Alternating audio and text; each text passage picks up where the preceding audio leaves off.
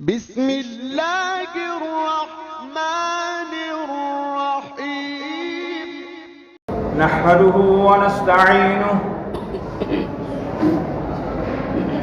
ونعوذ بالله من شرور أنفسنا ومن سيئات أعمالنا ونعوذ بالله من شرور أنفسنا ومن سيئات أعمالنا من يهده الله فلا مضل له ومن يضلله فلا هادي له ونشهد أن لا إله إلا الله ونشهد أن محمدًا عبده ورسوله الذي أرسل إلى الناس كافة بشيرا ونذيرا وداعيا إلى الله بإذنه وسراجا منيرا فقد قال الله تبارك وتعالى في القرآن الكريم والفرقان المجيد أعوذ بالله من الشيطان الرجيم بسم الله الرحمن الرحيم يا أيها الذين آمنوا ادخلوا في السلم كافة ولا تتبعوا خطوات الشيطان إنه لكم عدو مبين فإن زللتم من بعد ما جاءتكم البينات فاعلموا أن الله عزيز حكيم صدق الله العلي العظيم. میرے محترم بزرگوں، عزیزوں، نوجوانوں، اللہ کا کرم ہے، اس کا احسان ہے کہ اللہ تبارک و تعالیٰ نے دین اور ایمان کی نسبت پر جھول کر بیٹھ کر اللہ اور اللہ کے رسول کی بات کو قرآن اور حدیث کی روشنی میں سننے کی توفیق عطا فرمائی. بزرگوں، میں تو اس لیے آ گیا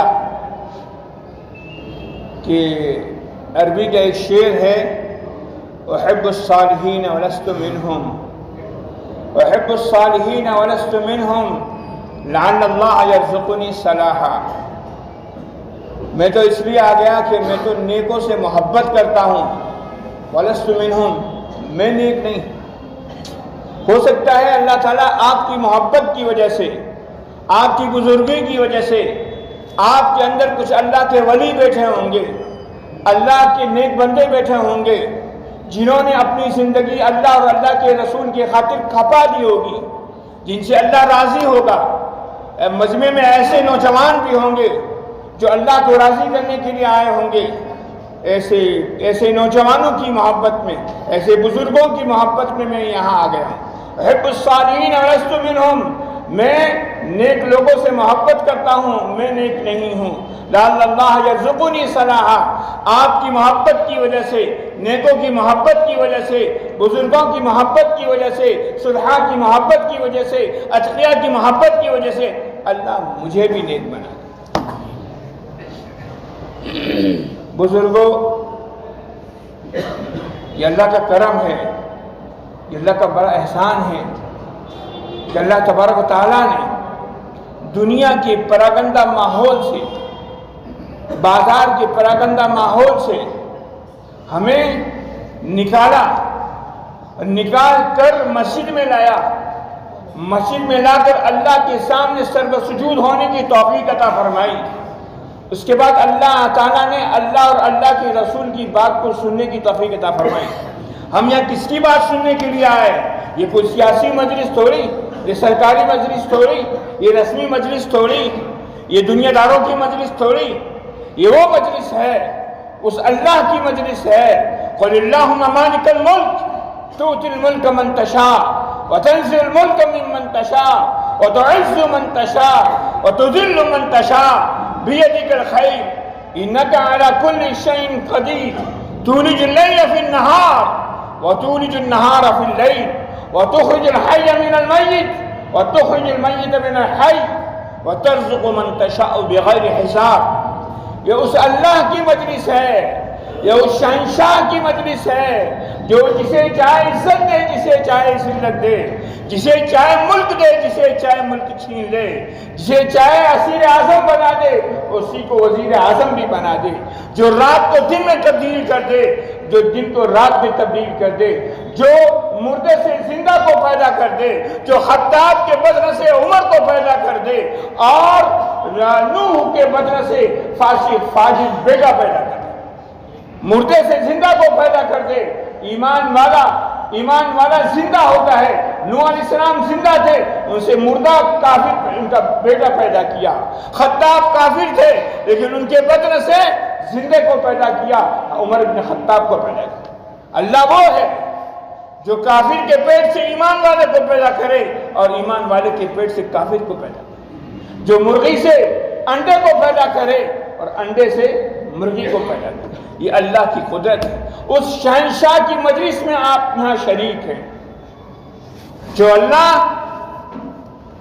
اپنے مقرب فرشتوں میں، خدا پاک کی قسم، اگر ہمارا مقصد یہ ہے کہ یہاں ہم اللہ کو راضی کرنے کے لیے، اللہ کی خوشنودی حاصل کرنے کے لیے اگر ہم مجلس میں آئے ہیں، ہم اس لیے آئے ہیں کہ ہمارا اللہ راضی ہو جائے، ہم اس لیے آئے ہیں کہ قرآن و حدیث کی روشنی میں کی جانے والی باتوں کو ہم عملی جامہ پہنا کر اس کی روشنی میں ہم اپنی زندگی گزاریں گے۔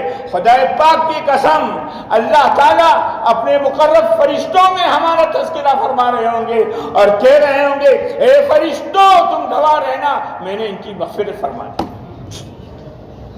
یہ میں نہیں کہہ رہا، یہ اللہ کہہ رہے ہیں فَاذْكُرُونِي أَذْكُرُكُمْ، اے میرے بندو تم مجھے یاد کرو، میری قرآن آیاتوں کو پڑھ کے سناؤ، میرے نبی کی سنتوں کو پڑھ کر سناؤ، میرے نبی کے حدیث کو پڑھ کر سناؤ، تو میں تمہارا تذکرہ اپنے مقرب فرشتوں میں فرماؤں۔ اور تذکرہ کرنے کا مطلب کیا ہے؟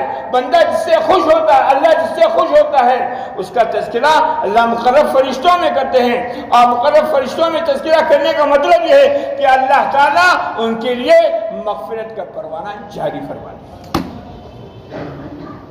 تو میرے بھائیوں، میرے بزرگوں، میرے عزیزوں، میرے نوجوانوں،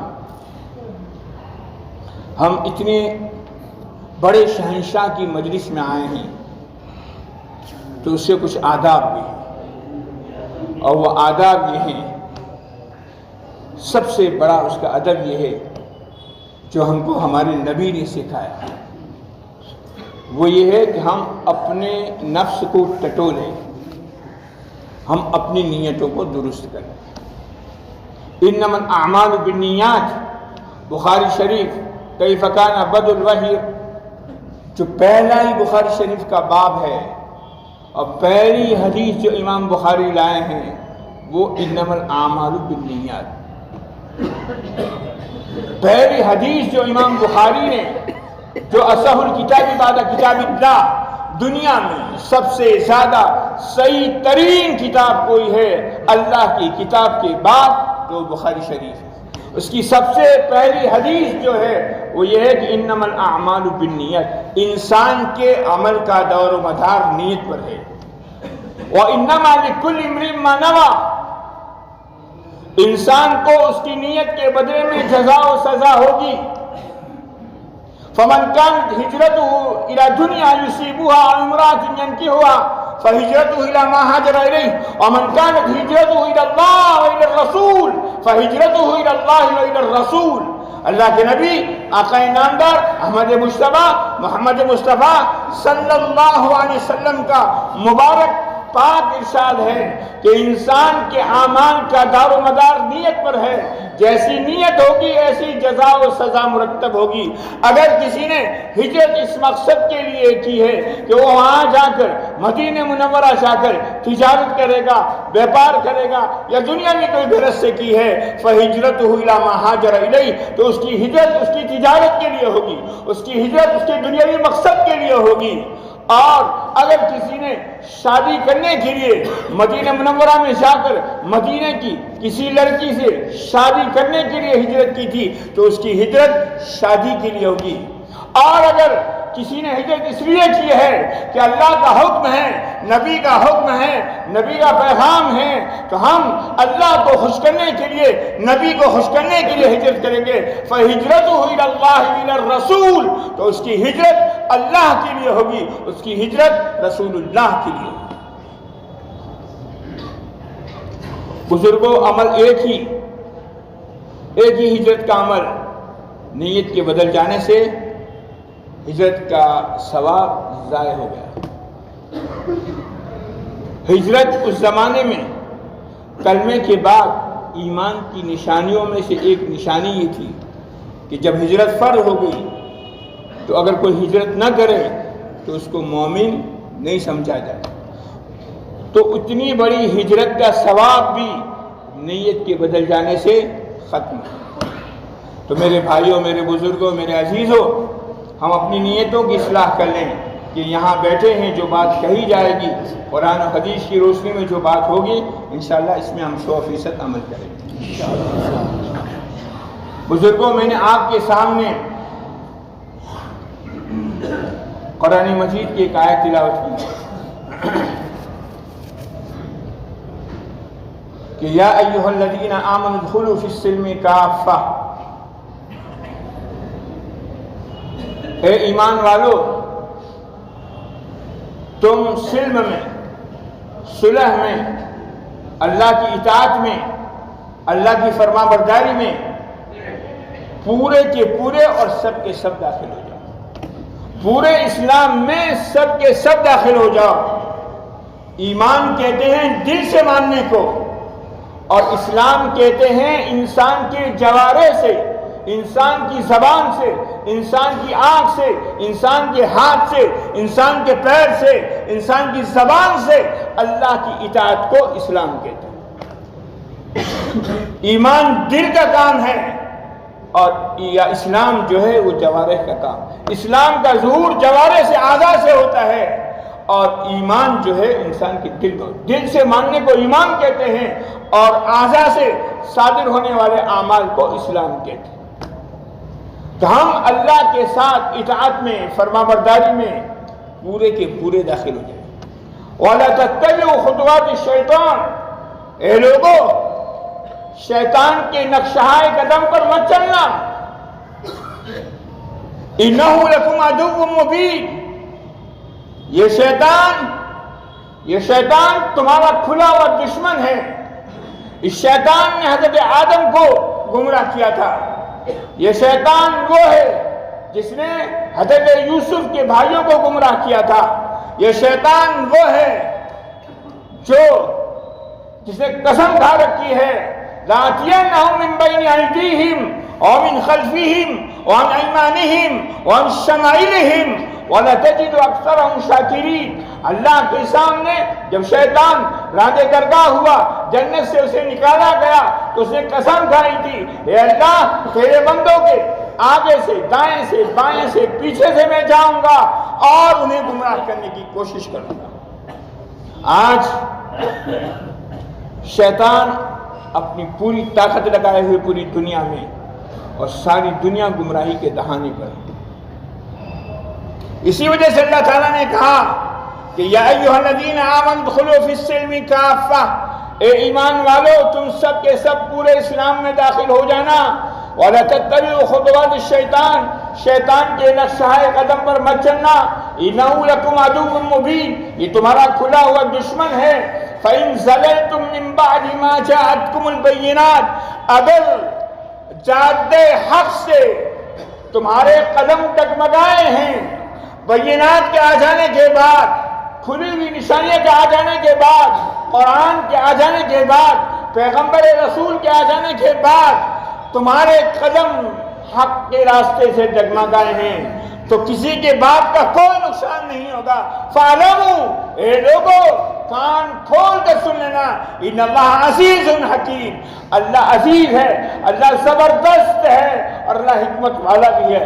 اللہ کون سے ٹائم پر تمہاری پکڑ کر لے یہ تمہیں نہیں معلوم.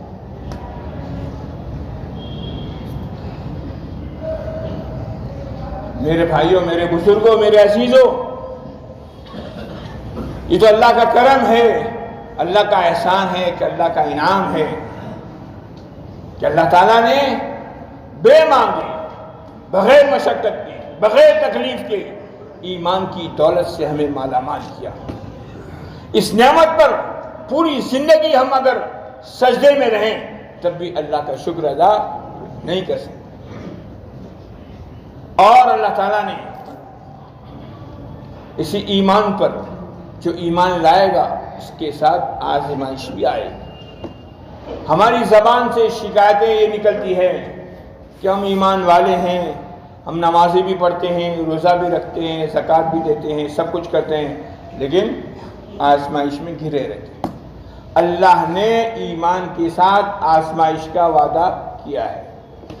احسب الناس ان يتركوا ان يقولوا آمنا وهم لا يفتنون ولقد فتنا الذين من قبلهم فليعلمن الله الذين صدقوا وليعلمن الكاذبين۔ قرآن کہتا ہے، قرآن کا ایک ایک حرف سچا ہے، قرآن کا زیر و زبر سچا ہے، جس پر ہمارا ایمان ہے۔ احسب الناس، کیا لوگوں نے یہ سمجھ لیا کہ انہیں چھوڑ دیا جائے گا؟ ان یقولوا آمنا، انہوں نے یہ کہہ دیا کہ ہم ایمان لیا اور اللہ آزمائے گا؟ نہیں، اللہ آزمائے گا، اللہ آزمائے گا اور ایمان والوں کو آزمائے گا۔ فَلَيَعْلَمَنَّ اللَّهُ الَّذِينَ صَدَقُوا، ہم یہ دیکھنا چاہتے ہیں کہ کون سچے ہیں، کن کا ایمان سچا ہے، کن کا ایمان مضبوط ہے، کن کا ایمان قوی ہے، کن کا ایمان طاقتور ہے۔ اللہ تعالیٰ کل قیامت کے دن ایمان والوں کو مجرموں کو ممتاز کر دیں گے اور مجرموں سے کہیں گے وَامْتَازُوا الْيَوْمَ أَيُّهَا الْمُجْرِمُونَ، اے مجرموں تم الگ ہو جاؤ ہمارے ایمان والوں سے، چھٹ جاؤ، تمہارا کوئی تعلق نہیں۔ اللہ آزمائیں گے کس کو؟ ایمان والوں کو۔ کیوں آزمائیں گے؟ کہ ایمان والے میں اور بے ایمان میں فرق کریں گے۔ کل قیامت کے دن اللہ تعالیٰ ایمان والے اور بے ایمان میں فرق کریں گے اور مجرموں سے کہیں گے وَامْتَازُوا الْيَوْمَ أَيُّهَا الْمُجْرِمُونَ۔ اللہ نے اگلے انبیاء کو بھی آزمایا۔ کیسی آزمائش؟ آروں سے شہید کیا گیا، آروں سے ان کے سروں کو پھاڑا گیا، ان کے جسموں کے ٹکڑے ٹکڑے کر دیے گئے، لیکن وہ اپنے ایمان پر مضبوط رہے۔ قرآن مجید ایک دستور حیات ہے، آب حیات ہے، منشور حیات ہے، زندگی گزارنے کا طریقہ اس میں موجود ہے۔ قرآن مجید اس لیے نہیں ہے کہ جھاڑ پھونک کر کے بس کتابوں میں جلد میں رکھ دو، جزدان میں سمیٹ کے برکت کے لیے رکھ دو، یہ قرآن مجید کی بے ادبی ہے۔ قرآن مجید اس لیے نہیں آیا تھا کہ آپ تعویذ بنا بنا کر، چٹھیاں بنا بنا کر دو اور اس کے احکامات پر عمل نہ کرو۔ یہ تو قرآن کے ساتھ بدتمیزی ہے۔ وَلَا تَشْتَرُوا بِآيَاتِي ثَمَنًا قَلِيلًا، قرآن کہہ رہا ہے میری آیتوں کو مت بیچنا، میری آیتوں کے بدلے میں یہ چٹھیاں لکھ لکھ کر پیسے مت کمانا۔ یہ کون کہہ رہا ہے؟ یہ قرآن کہہ رہا ہے۔ قرآن مجید اس لیے نہیں آیا تھا کہ ہم قرآن کی توہین کریں، قرآن تو اس لیے آیا تھا کہ زندگی کا راستہ بتائے۔ قرآن مینار حیات ہے، قرآن مینار نور ہے، قرآن روشنی ہے، قرآن ہمارے لیے ہدایت کا سرچشمہ ہے۔ ہم نے نہ قرآن کو پڑھا نہ قرآن کو سمجھا۔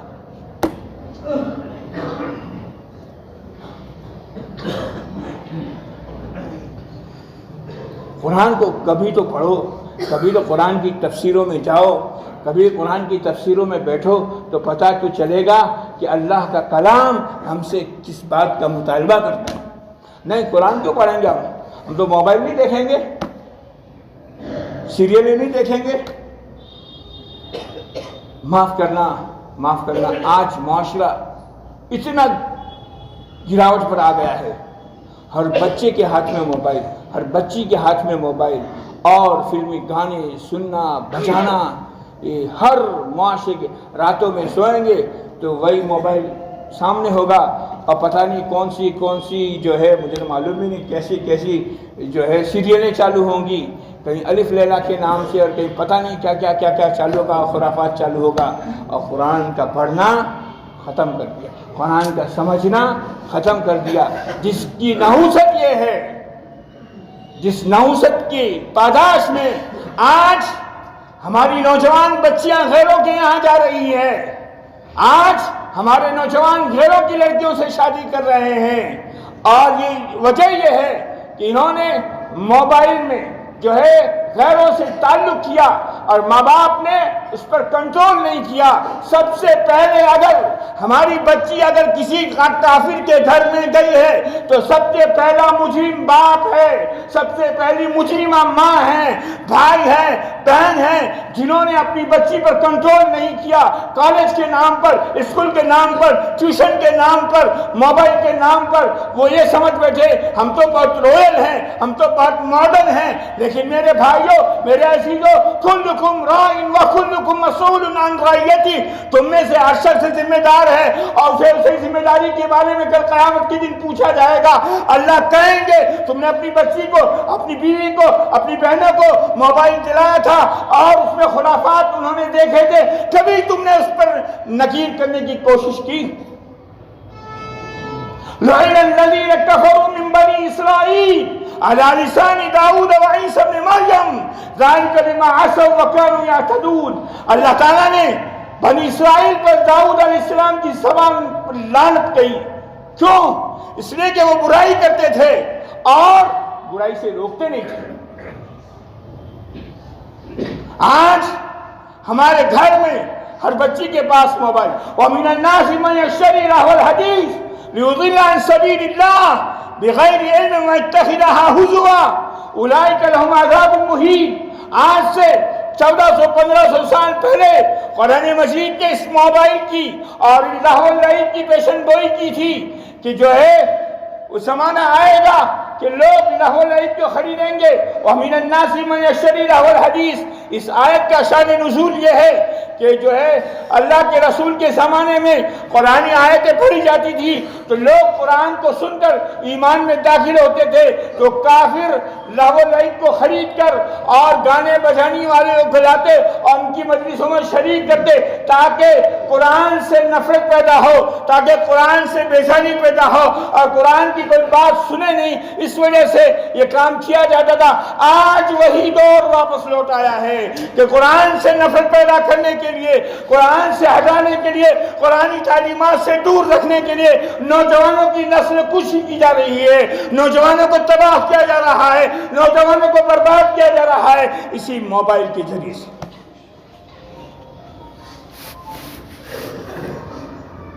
لیکن افسوس میں یہ نہیں کہتا میں کوئی 1400 سال پہلے کا مولوی نہیں ہوں کہ موبائل مت رکھو یا موبائل بچوں کو مت دو، یہ نہیں کہہ رہا میں۔ موبائل دو، ضرورت کے طور پر اس کا ضرور استعمال کریں، لیکن موبائل کا بیجا استعمال نہ ہو۔ یہی موبائل ہے، اسی سے ہم قرآن مجید کی تفسیر کی کتابیں نکالتے ہیں، جو تفسیر کی کتابیں آج نایاب ہے۔ اگر ہم لینے چاہیں تفسیر ابن کثیر تو پتہ نہیں کہیں کوئی دکانوں میں ہم کو جانا پڑے، تو اللہ تعالیٰ نے یہ موبائل ہمارے لیے نعمت بنا دیا کہ ہم نے اس سے تفسیر ابن کثیر کو نکالا، کوئی حوالہ دیا، کوئی مسئلہ نکالنا ہے، کوئی کتاب نکالنی ہے تو اس کو دیکھا، وہ مسئلہ دیکھا، 5 منٹ میں ہمارا کام، جو گھنٹوں میں کام نہیں ہو سکتا تھا وہ کام 5 منٹ میں ہو گیا۔ اس کا صحیح استعمال عین عبادت ہے، اس کا صحیح استعمال عین عبادت ہے، اور اس کا غلط استعمال کفر ہے، اس کا غلط استعمال ضلالت ہے، اس کا غلط استعمال گمراہی ہے۔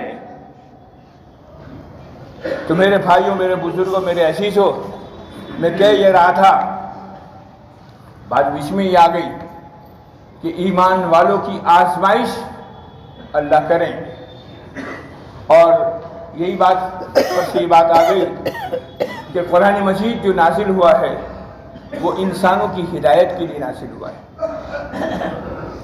اور قرآن نے ہر دور میں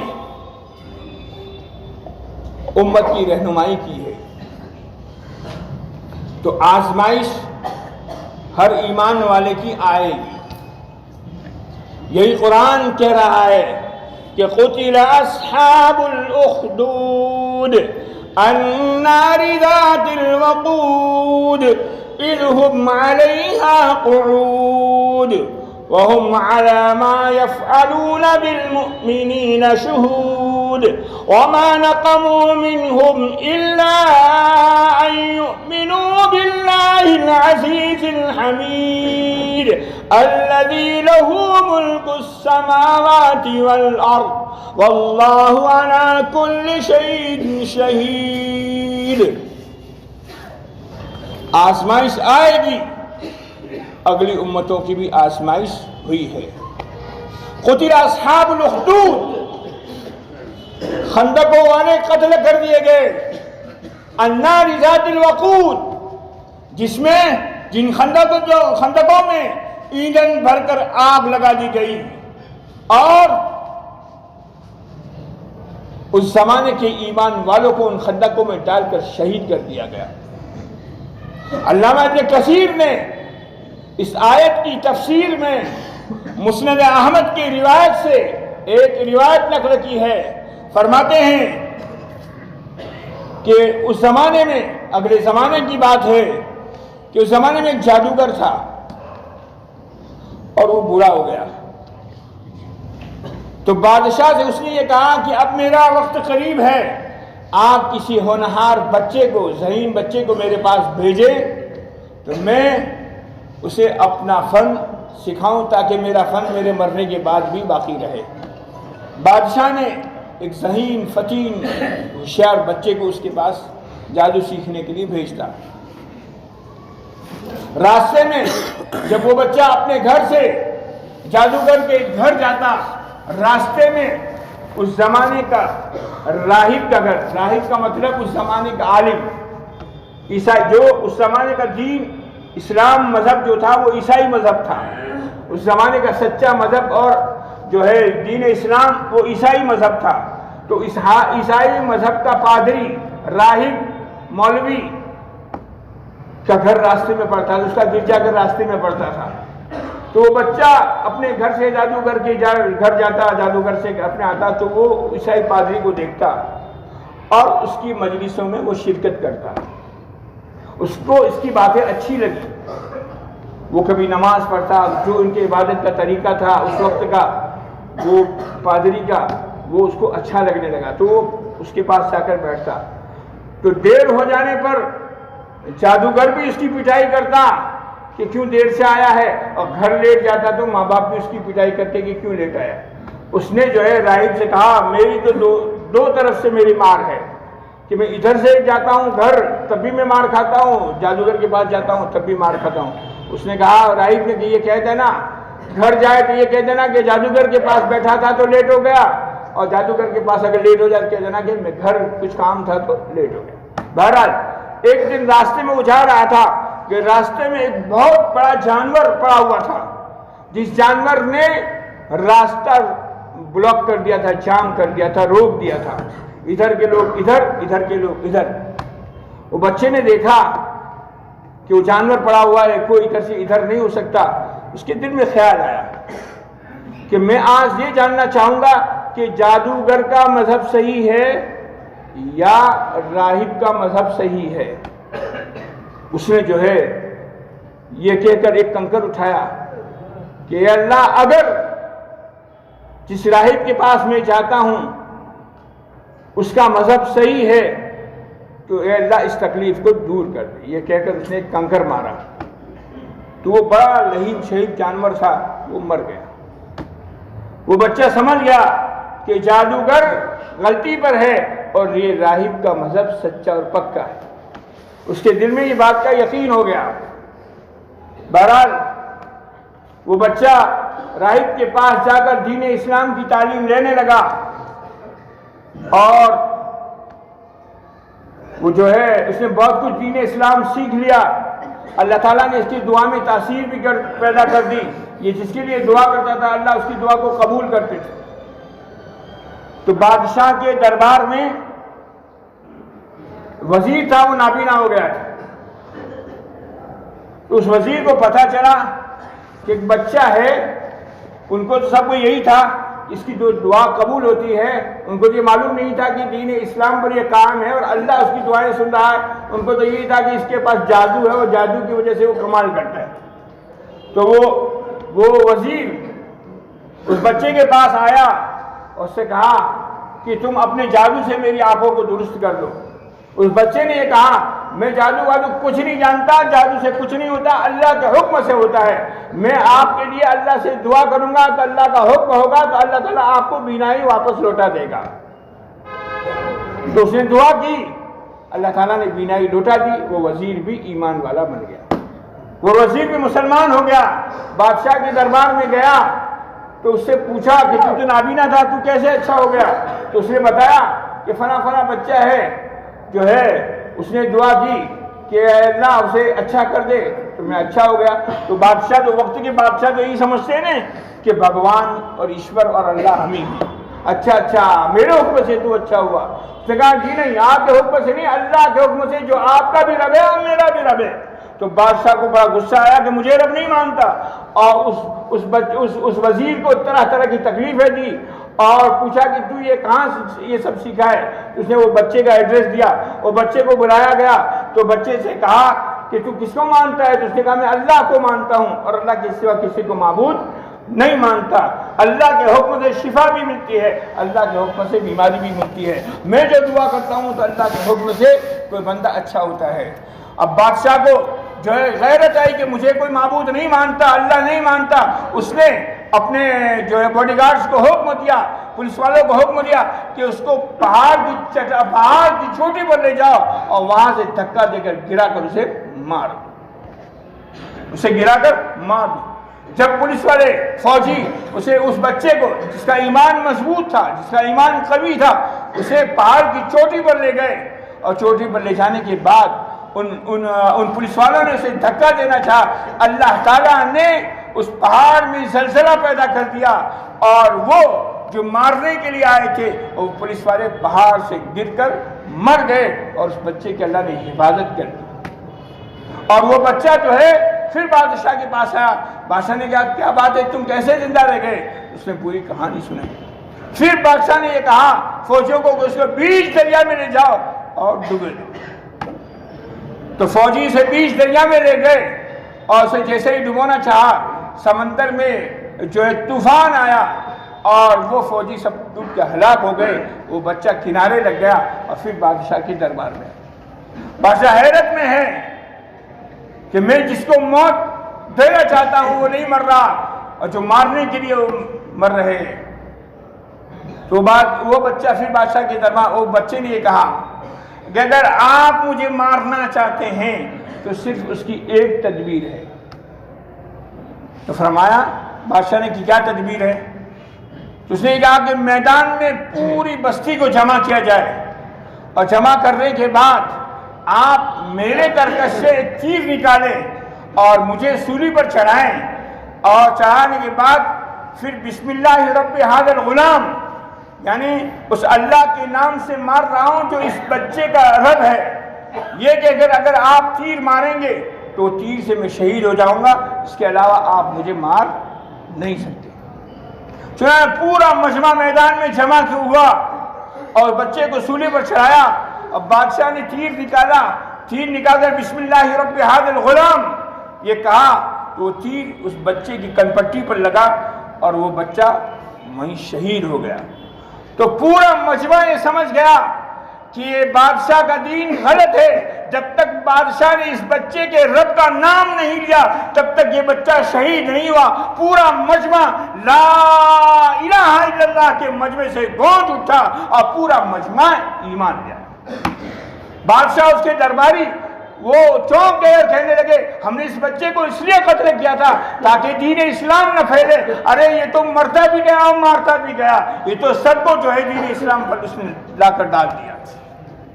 تو اس وقت جو ہے، اس وقت کے بادشاہ نے پھر جو ایمان لایا تھا ان سب کے گھر کے آگے کھندقیں کھدوا دی، گڈھے کھدوا دیے اور اندر لکڑیاں ڈال دی، لکڑیاں ڈالنے کے بعد آگ لگا دی، اور آگ لگانے کے بعد وہ تمام ایمان والوں کو ان خندقوں میں جھلسا کر شہید کر دیا۔ تو اس وقت ایک عورت جس کے پاس چھوٹا سا معصوم بچہ تھا، وہ آگ میں کودنے سے گھبرائی۔ اللہ تعالیٰ نے اس بچے کو قوت گویائی عطا کی اور اس بچے نے یہ کہا، اے امی جان، اللہ کا حکم ہے، اللہ کے حکم کے خاطر شہید ہو جائیے۔ وہ ماں بھی اپنے بچے کو لے کر اس آگ میں کود گئی اور ایمان کی خاطر شہید ہوئی۔ تو میرے بھائیوں، میرے بزرگوں، میرے عزیزوں، پوری قوم نے شہادت کا جام نوش فرما لیا، لیکن اپنے ایمان کا سودا نہیں کیا۔ وَمَا نَقَمُوا مِنْهُمْ إِلَّا أَن يُؤْمِنُوا بِاللَّهِ الْعَزِيزِ الْحَمِيدِ۔ انہیں یہ زبردست عذاب کیوں دیا گیا؟ یہ زبردست عذاب اس لیے دیا گیا کہ وہ ایک خدا واحد پر ایمان رکھتے تھے۔ تو میرے بھائیوں، میرے عزیزوں، میرے بزرگوں، آزمائش آئے گی اور ایمان والوں کی آزمائش ہے۔ گھبرانے کی کوئی ضرورت نہیں ہے، گھبرانے کی کوئی ضرورت نہیں ہے۔